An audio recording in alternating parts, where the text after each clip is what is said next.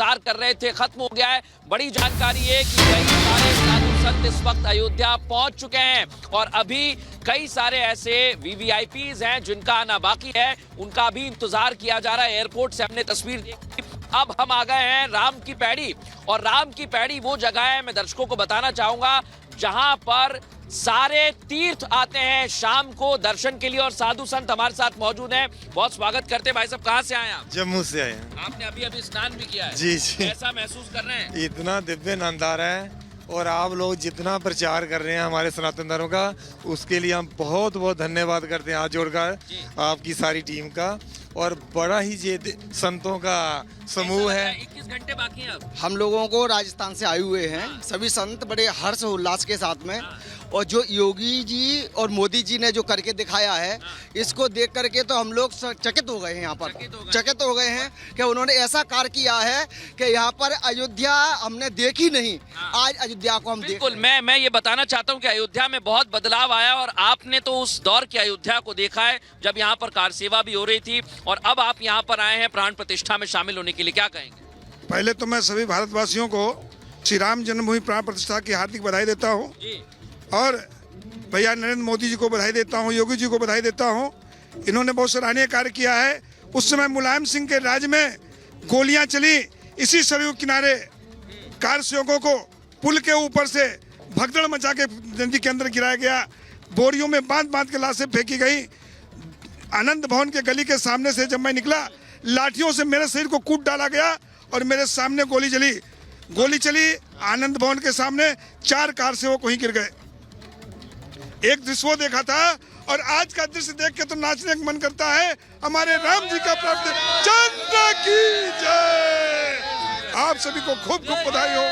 और जैसा आपने बताया कि सरयू किनारे, सरयू का भी काफी महत्व है। स्कंद पुराण में हम देखते हैं, पढ़ते भी हैं, मनवंतर सहस्त्रेस्तु माँ फलेषु कदातना। ये लिखा गया है कि मनवंतर में आप जब काशी में रहते हैं तो आपको फल मिलते हैं, सरयू को देखने मात्र से मिल जाते हैं। क्या कहेंगे आप, कैसा लगता है? बहुत ही सुंदर दृश्य है।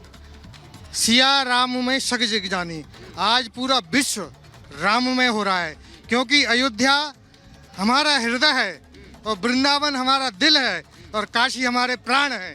जब तीनों एक हो जाएंगे तो हमारा अखंड भारत भी एक हो जाएगा। जय श्री राम। और ये भी कहा गया है कि सत्य सनातन एक ही नाम है। क्या कहेंगे आप? सत्य सनातन एक ही है, और हमारे प्रभु श्री राम की बड़ी कृपा है, जिसमें मोदी जी योगी जी सहयोगी है, जिन्होंने पूरे सनातन धर्म को विश्व लेवल पर, विश्व पटल पर निखारा है।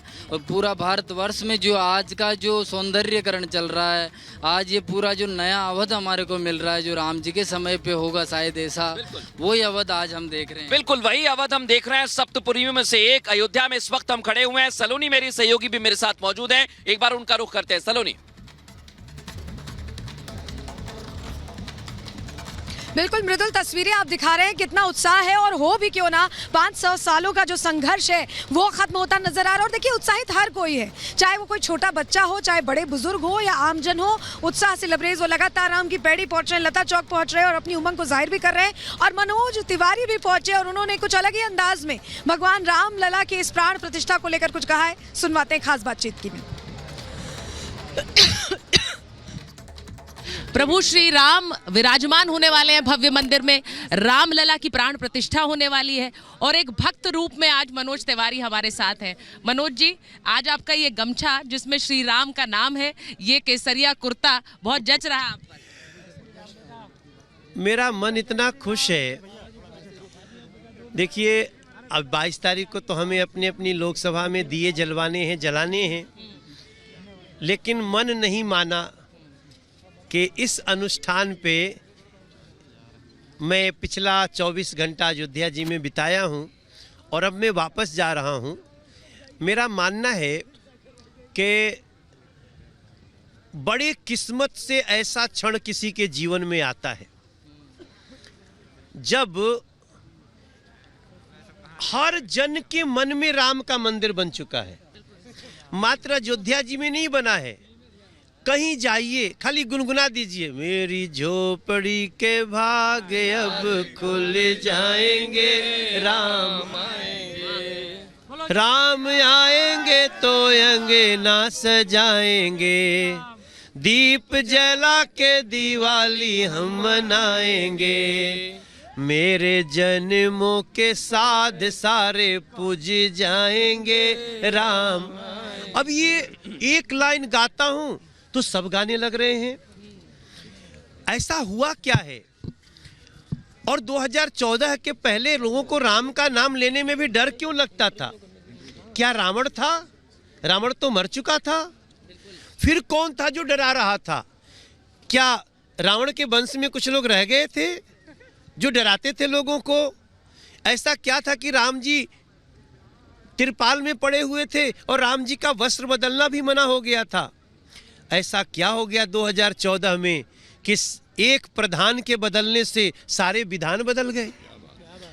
एक नरेंद्र मोदी जी के आते ही और उत्तर प्रदेश में योगी जी के आते ही ऐसा लगा जैसे बुलेट ट्रेन की स्पीड में राम जी का काम होने लगा। तो ये अवसर को हम महसूस कर रहे हैं और हमारा ये मानना है कि राम जी का होना मतलब मर्यादा का होना। एक इच्छा शक्ति की कमी रही मनोज जी, आपको हमेशा लगता है? क्योंकि प्रभु श्री राम राम काज करिबे को आतुर कहते हैं। भक्त जो है वो राम काज में लगे रहते हैं, लेकिन जो राम काज में नहीं लगे रहे, आप सीधे कह रहे हैं एक इच्छा शक्ति नहीं थी। देखिए, मेरा मानना है कि वो इच्छा शक्ति कुछ लोग लाना ही नहीं चाहते थे। उनकी इच्छा शक्ति कुछ और कार्य करने की तो थी। राम मंदिर को रोकने की इच्छा शक्ति थी, राम जी को काल्पनिक बताने की इच्छा शक्ति थी, यहाँ तक कि सेक्युलर कहते हुए हिंदू धर्म पे जितना भी प्रहार कर सकते थे उसी को सेक्युलर समझने लगे थे। भाई सेक्युलर तो ये होता है कि सभी धर्मों का सम्मान हो। तो अब ये देखिए, जनता जग चुकी है, अब जाग चुकी है देश की जनता, और जो होने वाला है अभिराम 22 जनवरी को त्रेता युग की शुरुआत हो रही है और मंदिर में पधार रहे हैं हमारे श्री राम। मनोज जी, आपने एक खास गाना इस मौके के लिए बनाया है। मैं आपके भक्त, आप जैसे ही सुर छेड़ते हैं आपके मौजूदगी में, वो उसमें मैंने सुना आपके साथ गा रहे थे, लेकिन वो खास गाना जो आपने हम लोगों ने बनाया है ना, देखिए हमने 2 गीत बनाए हैं। एक तो है वो है राम, और वो हम कहते हैं कि सूरज को देता है भीषण यगन, तारों को करता है जो रोशन, चंद्रमा को चांदनी और धरती को देता है प्राण, वो है राम राम राम, मेरा राम राम राम। ये हमारे भूषण जी ने रिलीज किया है टी सीरीज में। और एक गीत जो हम लोग दूसरा है, ये है डूबने के लिए राम में, और एक है झूमने के लिए कि जय श्री राम जय श्री राम जय श्री राम।